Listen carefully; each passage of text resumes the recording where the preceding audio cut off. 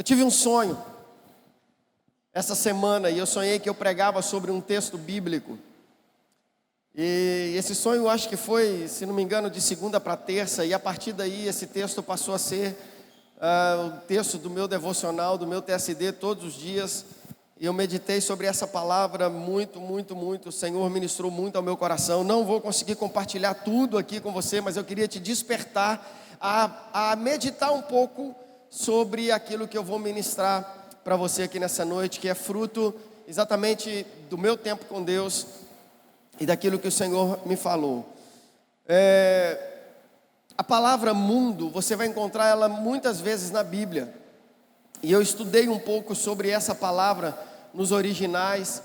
E a mesma palavra que é usada em vários contextos é a mesma palavra no grego, que é cosmos, e que tem o mesmo significado a priori, mas quando você examina o texto, você vai entender que o mundo que está expresso ali, eu vou te explicar melhor isso, que o mundo que está expresso ali tem mais a ver com o contexto do texto do que com o sentido da palavra. Exemplo, João 3,16, Deus amou o mundo de tal maneira que deu seu Filho unigênito para que todo aquele que nele crê não pereça, mas tenha a vida eterna.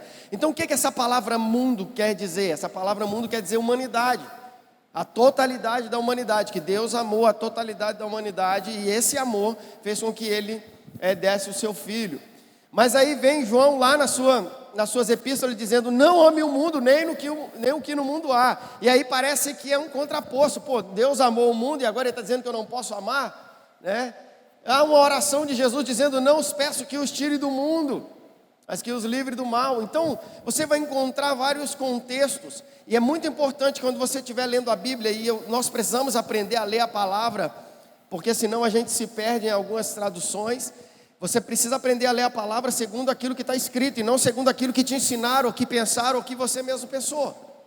Porque senão você vai ter um monte de interpretações, e a Bíblia não é de interpretação humana, ela mesma declara isso.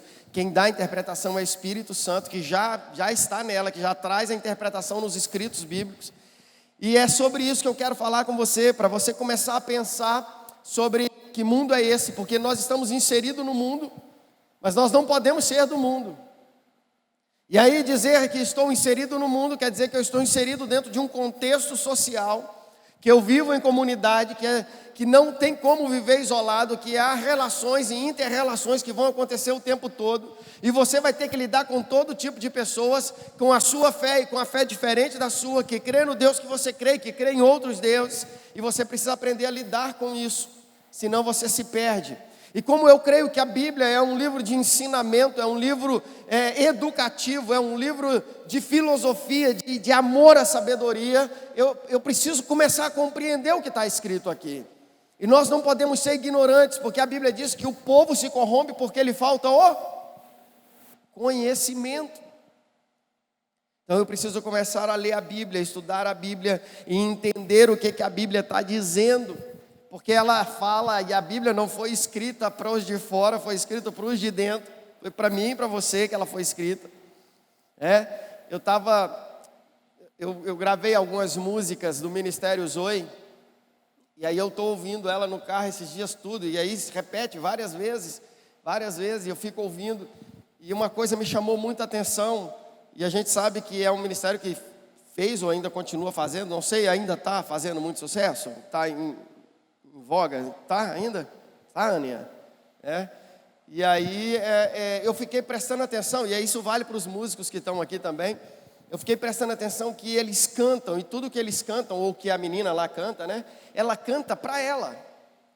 Ela está contando a história dela com Deus e de Deus com ela. Pelo menos todas as músicas, ou a grande maioria das músicas que eu ouvi, ela fala dela. Porque ela aprendeu a palavra, ela pegou a palavra e as músicas, eu fiquei examinando algumas palavras que são extremamente bíblicas, e ela canta aquela música, mas ela canta numa relação entre ela e o Senhor. E nós temos a mania de cantar coisas para os outros, e eu preciso começar a cantar a minha música. E talvez por isso o salmista expressou dizendo que ele colocou em meus lábios um novo cântico. E a minha pergunta para você nessa noite é: qual é a música que você canta para Ele? Eu já falei que eu tenho a minha música antiga, né? Que já de uns meses para cá tem sido a minha música todas as manhãs para ele, que é o meu universo. E aí eu canto para ele, é uma relação minha com ele. E aí eu pergunto para você qual é a música que você tem cantado para ele, qual é a relação que você tem com ele. Porque isso vai fazer toda a diferença. Porque a Bíblia é um livro que tem a ver comigo e com ele. É uma história de um relacionamento entre um pai e um filho. Um Deus e os seus servos. É um noivo com a sua noiva. É um espírito com o seu templo. Então é uma relação direta entre eu e o Senhor. E quando eu vou desenvolvendo essa relação e vou construindo essa relação, a minha mente vai se abrindo e eu vou entendendo, e aí eu vou me encontrando. Porque a verdade, a Bíblia, ela me conta quem eu sou. Ela me nomeia, ela me identifica, ela me declara, ela tem um decreto sobre a minha vida. E se eu vivo sobre esse decreto, ou sob esse decreto, eu vivo bem, porque eu vivo a palavra e não outro contexto. E falando disso, eu quero ler o texto que eu sonhei, que eu estava pregando, e que foi o fruto da minha meditação durante toda essa semana. E se você puder, abra sua Bíblia no Evangelho de João, no capítulo 16. Apenas o último versículo. E eu perdi meu óculos por aí. Hoje eu perdi Tá aí? Ah, tá aí. Muito obrigado. Eu estava até conseguindo ler, eu só não consegui ler o número do versículo, mas é o versículo 33. João capítulo 16, versículo 33. Evangelho de João 16, 33. Diz assim, olha: eu lhes disse essas coisas para que em mim vocês tenham paz. Neste mundo vocês terão aflições, contudo, tenham ânimo, eu venci o mundo.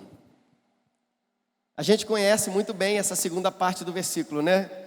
Neste mundo vocês terão aflições, mas, contudo, tenham ânimo, ou tende bom ânimo, acho que em algumas traduções diz assim, né? Tenham um bom ânimo, eu venci o mundo. Muito obrigado.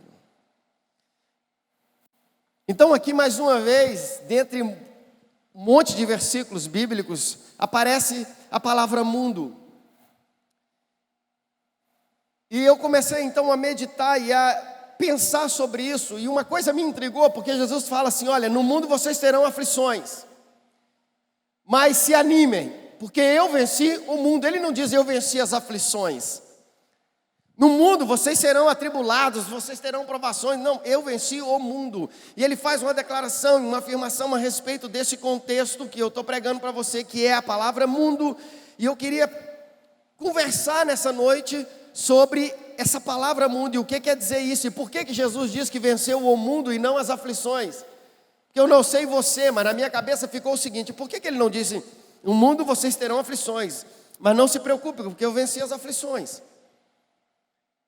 Porque se eu parar para pensar, o que me atormenta não é o mundo, essas são as aflições. No mundo vocês vão ter aflições, e ele ainda diz assim, eu venci, ele não diz vocês vencerão. Não há um complemento, apesar de alguns quererem complementar esse versículo dizendo, e vocês vencerão. Não, ele diz, eu venci o mundo.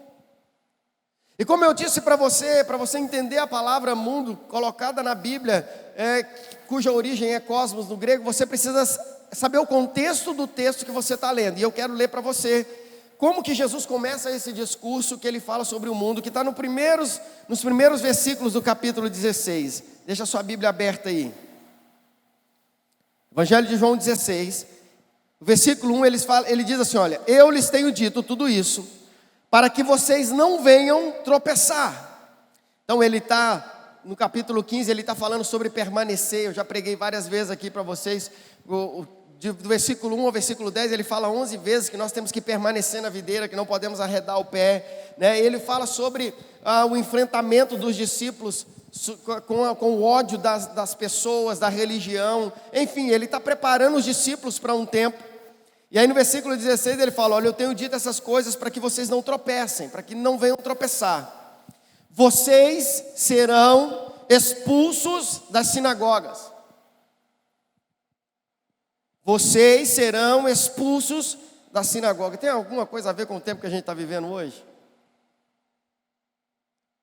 Não nós aqui nessa noite, porque a gente está bem separado, mas eu ouvi falar de igrejas que tiveram fiscais na porta e que tiveram que sair pessoas de dentro da igreja, espalhar cadeiras, porque tinha alguém sem máscara, porque o pastor foi ameaçado de ser multado. E aí Jesus está falando, olha, vai chegar um tempo que vocês serão expulsos das sinagogas. De fato, virá o tempo quando quem os matar pensará estar prestando culto a Deus. Se você já leu as cartas de Paulo, você vê Paulo declarando isso, dizendo, eu participei de algumas mortes, em outras palavras ele diz, pensando estar fazendo a vontade de Deus. Farão essas coisas porque não conheceram nem o Pai, nem a mim. E eu estou lhes dizendo isto, para que quando chegar a hora, lembrem-se de que eu os avisei. Não lhes disse isso no princípio, porque estava com vocês.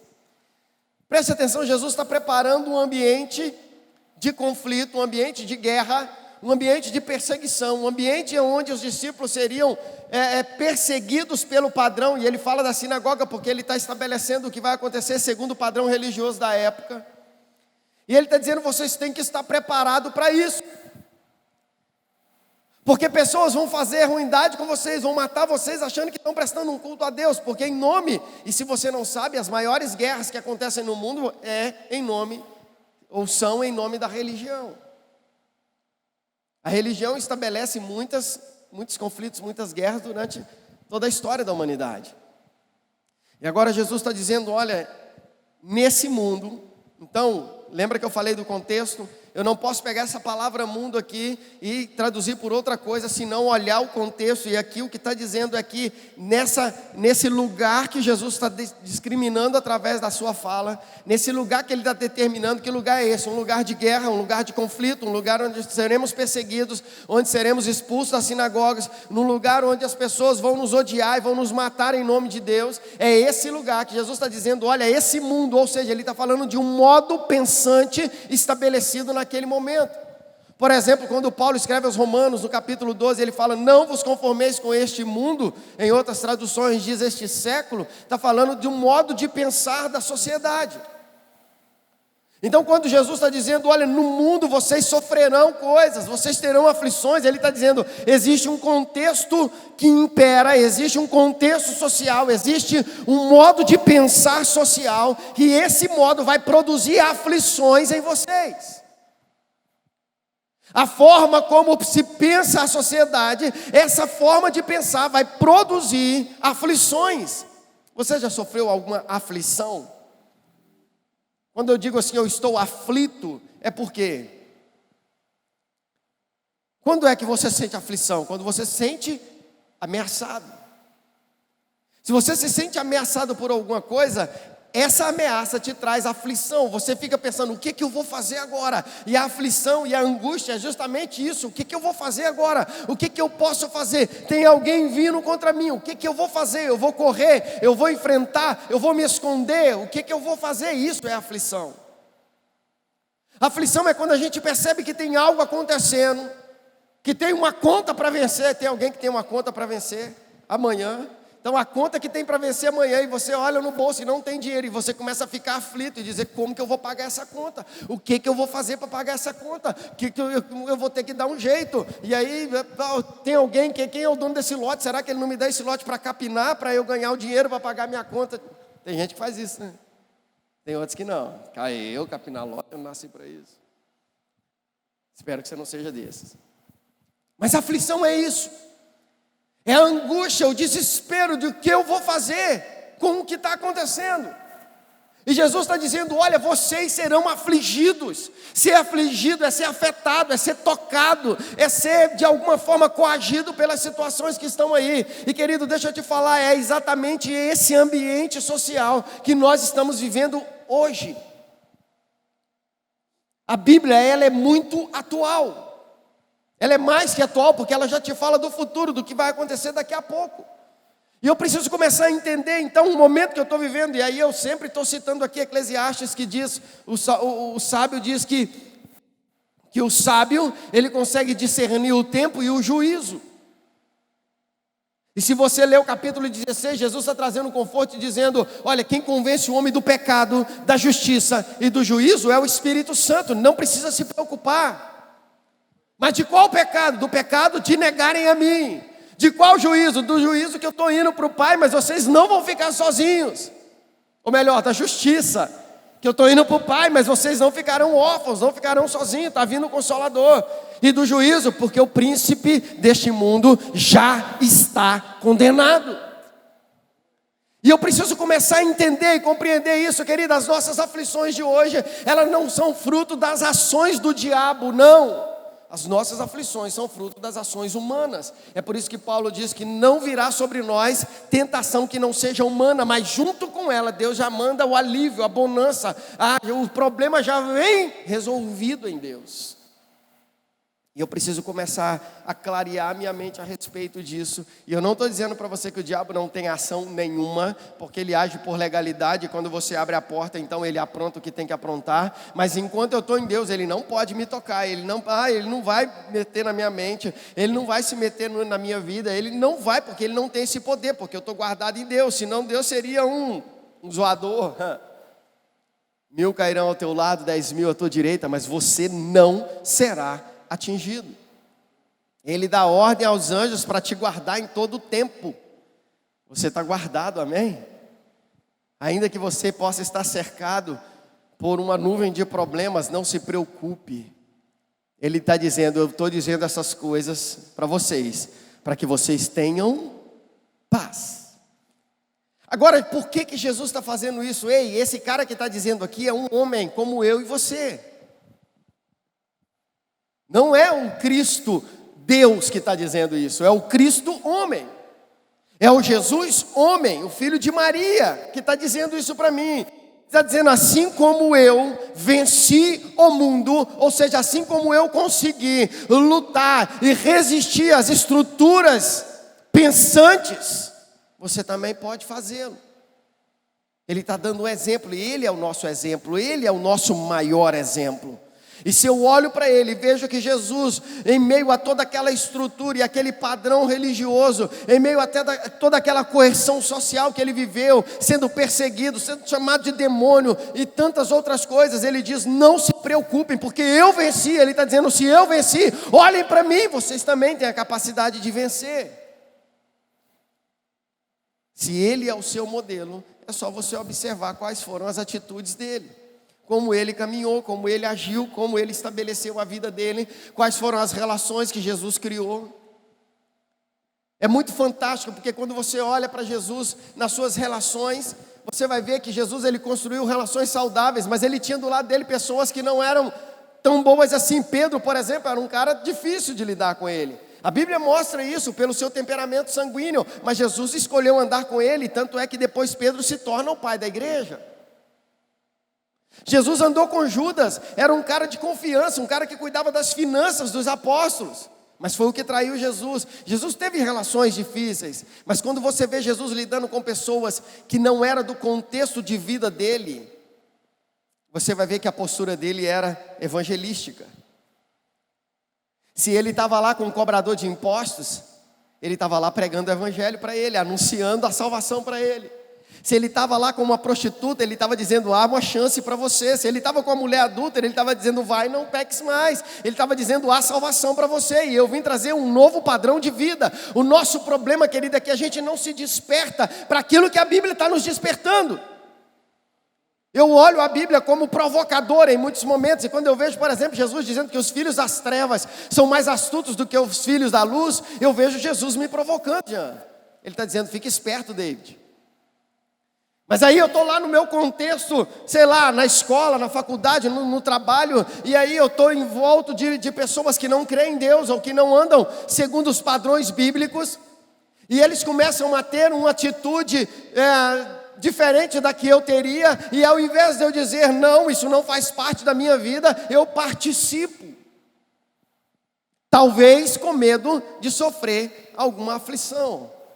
Mas Jesus já nos alertou dizendo: no mundo vocês terão aflições, mas tenham bom ânimo, se animem. Não é para você ficar cabisbaixo: estão me perseguindo. Bem-aventurados sois vós quando por causa do meu nome forem perseguidos. O que é ser bem-aventurado, querido? Sabe o que quer dizer bem-aventurado? É bem-sucedido. Bem-aventurado quer dizer que é feliz o homem, a mulher que é perseguida, que sofre aflição por causa do nome de Jesus. Mas é por causa do nome de Jesus, não é por causa do nome da denominação que você serve. Não é por causa da sua religião que você professa. Não é por causa do padrão de roupa que você... Não, é por causa do nome de Jesus. Se por causa de Jesus você está sofrendo algum tipo de perseguição, agradeça a Ele, porque você é bem sucedido e feliz. Mas eu não sou, então é porque você não se apropriou. É porque você não creu na palavra. Então é preciso que nós comecemos a olhar para a palavra e começar a entender esses princípios e propósitos da Bíblia. E entender que quando Jesus está dizendo: olha, eu venci o mundo, Ele está dizendo, por mais que exista uma mentalidade que está sendo empregada, querido, olha, fiz agora 44, não parece não, mas já fiz 44 anos agora essa semana. Mas eu nasci e cresci na igreja, a minha vida toda foi vendo as coisas acontecer na igreja. E quando eu olho para a história da igreja, eu vejo quantas coisas que antigamente a igreja se comportava de uma forma, não estou falando de conceitos humanos, querido, não estou falando de doutrinas de homens, de preceitos, e graças a Deus que caíram. A Bíblia fala que os preceitos humanos têm que cair mesmo, mas eu estou falando de valores, de virtudes, que antes eram preservadas no contexto da igreja e hoje não estão nem aí mais, não existem mais. Por quê? Porque a cultura, mas eu não ando pela cultura do Brasil. Por mais que eu a entenda, por mais que eu a respeite, por mais que eu a estude, mas a minha cultura é a cultura do reino dos céus. Eu não posso estabelecer a minha vida segundo a cultura da minha nação, porque a cultura do Brasil é o modo pensante desse tempo, e Jesus está dizendo que eu não devo me habituar, eu não devo nem mesmo concordar com a forma com que a sociedade está pensando nos dias de hoje. Existem valores que são imutáveis, inegociáveis, irrevogáveis, e os valores bíblicos estão nesse lugar. Como algum costume que você tem lá na sua casa, que os seus pais deixaram, e que você vai vendo passar de geração em geração, porque você vai ouvir falar que o seu bisavô, que o seu avô... Eu não estou falando de coisa ruim, eu estou falando de coisa boa, querido, pelo amor de Deus, me interprete bem. Mas existem alguns padrões, algumas culturas que vão prevalecendo, e que são valores que são bons, e que precisam permanecer mesmo. É por isso que o Provérbios diz o seguinte, Salomão está dizendo: não retire os marcos antigos deixados pelos vossos antepassados. Coisas que foram estabelecidas e que trazem vida para nós. Graças a Deus que aquilo que não tem valor, que não tem virtude alguma, Paulo já falava: tudo que é amável, tudo que é bom, tudo que é favorável, tudo que é bendito, seja isso, se tem algum valor, seja isso que ocupe a vossa mente. Então a gente precisa examinar a luz da palavra. Só que Jesus, ele está dizendo: olha, entendam que essas coisas vão afligir vocês. E aí deixa eu provocar você aqui nessa noite. Se quando você assiste um programa de televisão, eu vou contar uma história minha, e eu não quero fazer isso como padrão de comparação entre eu e você, mas sobre aflição. Eu gostava e eu gosto de assistir alguns programas de humor. E um dia eu estava assistindo um programa de humor, e de repente, estava muito bacana, eram aqueles stand-ups, aquelas coisas bacanas que a gente ri bastante. E de repente o cara falou assim: agora ele vai andar sobre as águas, Jesus, alguma coisa assim. Você estava comigo no dia? Era alguma coisa assim, não é?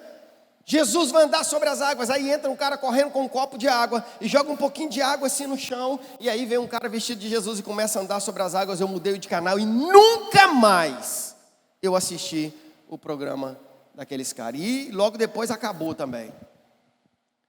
Porque aquilo me afligiu, me afetou. Ei, está falando do meu Senhor. Se não está bom ele ser o meu Senhor, está falando do meu pai. Se não está bom falando do meu pai, está falando do meu noivo, meu marido. Então eu não posso aceitar isso. Então Jesus está falando, se prepare porque vocês serão afligidos. Se você não tem sido afligido pelo que você tem assistido nos últimos dias na televisão, em relação ao governo da nossa nação, em relação a tantas outras a conceitos sobre família, sobre casamento, sobre tantas outras, se isso não tem afligido você, querido, você não está no lugar que deveria estar. No mundo tereis aflições, é uma palavra de ordem. Jesus está dizendo, vocês precisam se afligir pela forma como essa sociedade está pensando. Não pode ser normal, não pode ser comum. Pode até se tornar comum, mas normal não pode ser. Pode até se tornar comum você passar a ver em cada esquina alguma situação que te aflija, mas normal não pode ser. Você precisa se comportar como alguém que crê na palavra do Senhor. No mundo, vocês serão afligidos. A forma de pensar dessa sociedade vai afligir, vai mexer com você. Mas não se preocupem, eu venci essa forma pensante. E você também pode vencer, querido. Você não precisa se render a isso. Ah, pastor, mas se eu disser não, eu vou ser mandado embora do meu emprego. Quem cuida de você? Ah, pastor, mas se eu não contar uma mentirinha lá no meu serviço, eu sou dispensado. Quem é que cuida de você? Quem é o Senhor da sua vida? Quem é que traz paz ao seu coração? Ah, pastor, mas se eu não negociar alguns princípios, ei, querido, pelo amor de Deus. Hoje eu estava conversando há poucos dias agora com um filho muito amado. E ele está meio aflito com alguma situação, principalmente com a situação financeira aqui. E a gente começou a conversar, e aí ele citou um cara que nós conhecemos, eu e ele conhecemos muito bem. E ele começou a falar, pastor, o senhor ficou sabendo do irmão tal, que se diz irmão, que se diz apóstolo, pastor, sei lá. Ele está muito rico.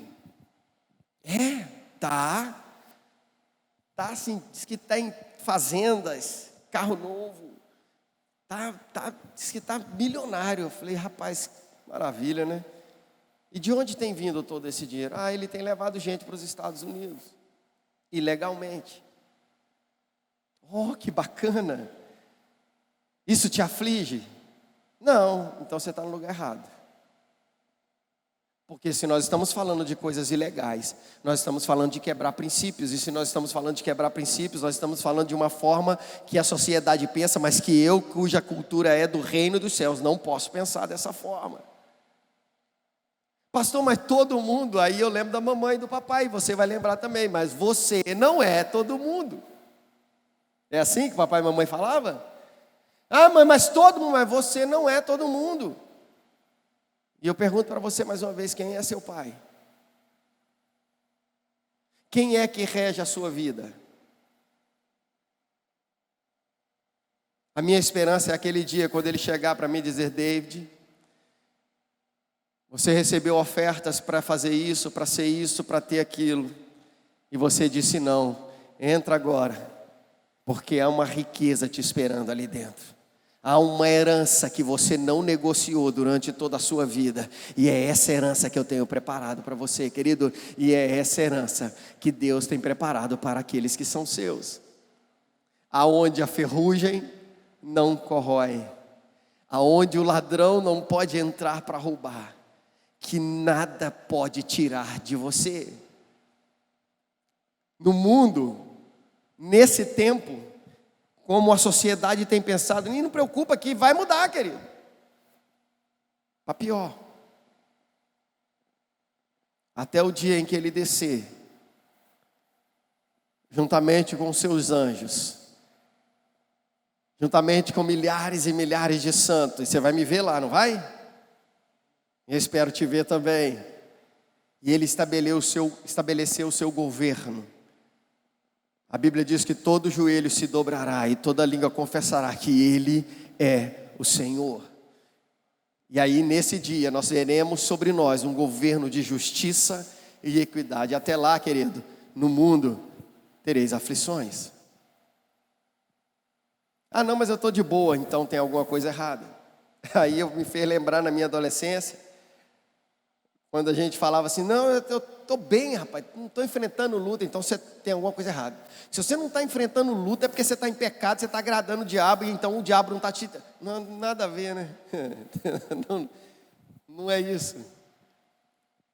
É porque a paz que Cristo me dá, a paz que Cristo te dá, ela te faz passar por todas as tribulações, por todas as provações, por todas as lutas, por todas as aflições, em alegria e paz nele, porque nada pode te tirar do lugar da presença do Senhor. Então eu quero dizer para você, querido, vai piorar. Nós não vamos fazer campanha para acabar com os problemas, não vamos, porque os problemas vão continuar. Porque as lutas vão continuar. Porque as aflições, elas precisam permanecer. Mas não se preocupe, Ele venceu o mundo.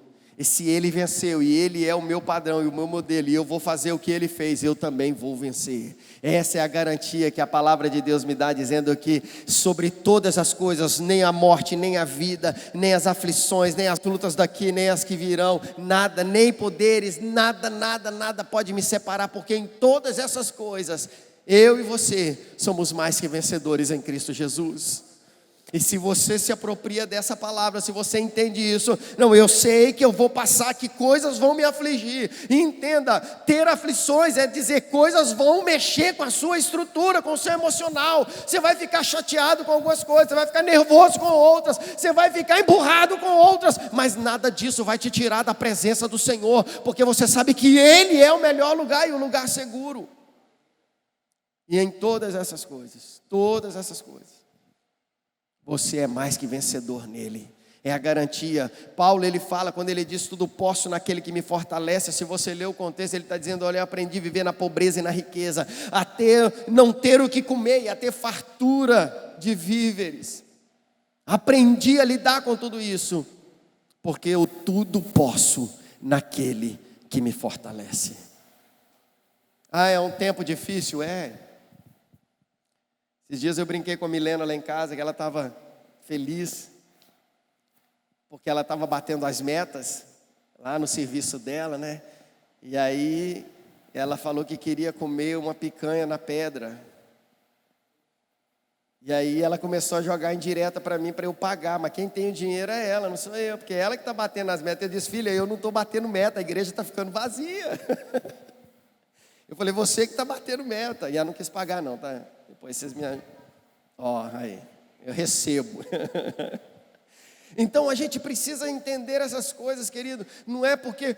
Imagina a estrutura do pastor David hoje. Hoje você sabe que eu vivo 100% para a obra. Eu não tenho outra atividade monetária. Eu não tenho outro lugar de tirar o meu sustento, senão...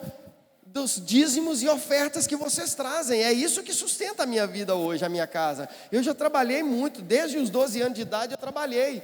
Mas teve um dia, e acho que mais ou menos há uns 8 anos atrás, um pouco mais, 10 anos atrás, eu abri mão de tudo e falei, a partir de agora eu vou me dedicar 100% à igreja, ao reino de Deus.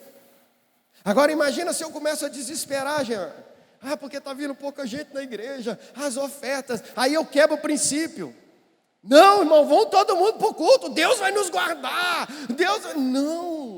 Não, porque eu sei que quem cuida de mim é o Senhor. Eu acabei de receber uma promessa que vou comer uma picanha na pedra. Ei? Não foi combinado o dia, eu entendo, filha. Eu entendo muito bem essas coisas, tá? Mas você tem que saber que hoje eu estou vivo, amanhã eu posso não estar mais. Liga no mistério, né? Então, queridos, a gente precisa começar a compreender. O que foi, Magno? Você está querendo ir também?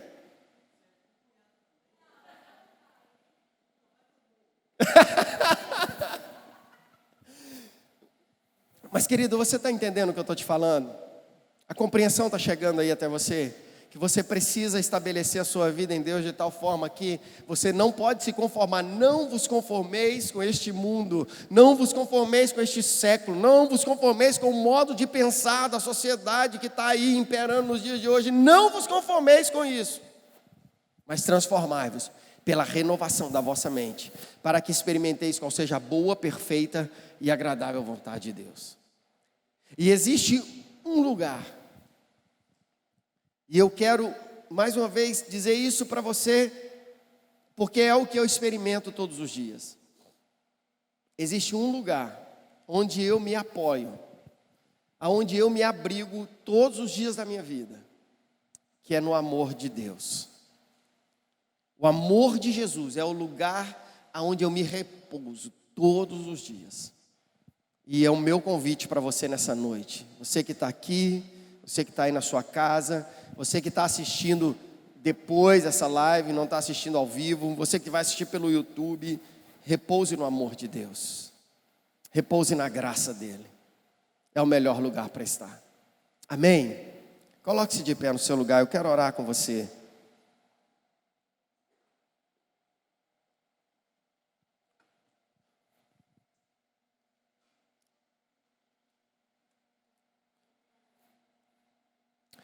Como eu disse, eu tenho ouvido algumas músicas que têm sido um instrumento da minha reflexão nesses dias. Tem uma música que eu passei a ouvir, eu já devo ter ouvido ela um monte de vezes. Eu sou meio assim, você já viu, né? Quando eu pego uma música, o que você fez, cara feia aqui? Ah, tá, é lá, né? Então tá bom. E aí eu repito, eu vou ouvindo. E aí eu acordo ouvindo, eu vou tomar café ouvindo. E aí o meu TSD. Tem uma música que